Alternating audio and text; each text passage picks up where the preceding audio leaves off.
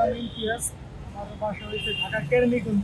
বাংলাদেশের হস্তশিল্পের একটা ব্যবসা, যেটা হাতে বানানো হয়।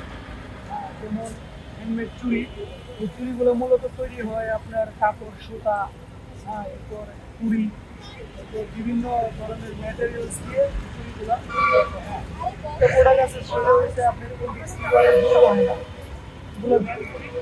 আর জিনিসটা হচ্ছে আপনার লোম বেরিং এর যে পুঁতির মালা তৈরি করি। নিজস্বভাবে এটা তৈরি করি। এই ব্যবসাটা পিছনে বাংলাদেশের কুটির শিল্পে বিশাল ইতিহাস লুকায় আছে। তো এটারে ধরে রাখার আমরা চেষ্টা করতেছি। তো আজকে বিভিন্ন বিদেশি প্রোডাক্টে বাংলাদেশে ফিরে গেছে। আর ঘুরে যাওয়ার কারণে বাংলাদেশের যে হস্তশিল্প এবং কুটির শিল্পের যে সমস্ত কাজগুলো হয়, এই দিন ওগুলো আজকে শেষ হয়ে গেছে।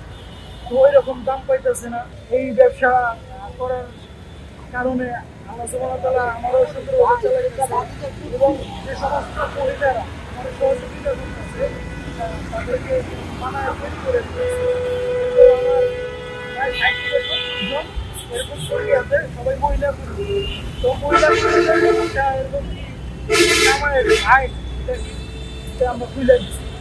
তারা এরকম কাজ কাম করে মোটামুটি ভালো টাকা পয়সা উপার্জন করতেছে। এই মূলত এই ফুটপাতের ব্যবসাটা করতেছে 1 বছর হয়েছে। 1 বছর ধরে এরিয়ার মধ্যে আমি এই ব্যবসাটা করতেছি।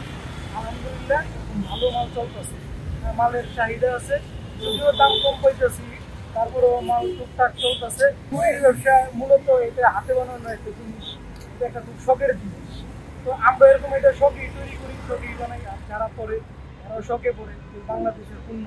আমি 2টা বাজে আসি, 2টার থেকে রাত 8টা পর্যন্ত আমি আমার দোকান করতে থাকি। বৃষ্টির মধ্যে তো মূলত এই ব্যবসা পুরাই বন্ধ হয়। বৃষ্টির মধ্যে আমরা করতে পারি না, মানে পুরাই বন্ধ থাকে। বেশি রোদের মধ্যে হইলেও কষ্ট করে এর মধ্যে পয়সা থাকতো। কোনো সময় 2000, 3000 হয়, কোনো সময় 400-500 হয়। এক এক সময় এক এক দিন এক এক রকম ব্যবসা, সব সময় একরকম হয়।